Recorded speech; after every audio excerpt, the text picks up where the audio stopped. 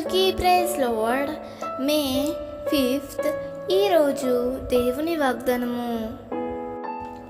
గుండె చెదరిన వారిని ఆయన బాగు చేయువాడు, వారి గాయములు కట్టువాడు. కీర్తనలు 147:3.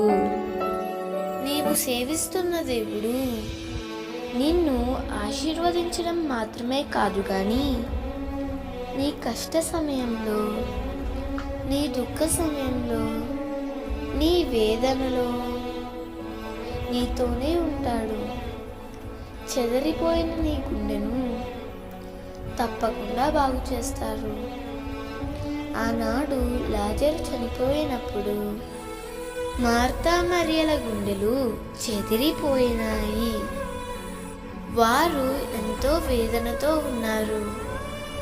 ప్రభువు ఆ ఇంటికి వచ్చి గుండె చెదిరిన వారి జీవితాలను ప్రభువు తన మాటతో వారిని ఆదరించి, తన మాటతో చనిపోయిన లాజరును బ్రతికించాడు. వాళ్ళ ఇంట్లో సంతోషాన్ని, ఆనందాన్ని కలిగించాడు.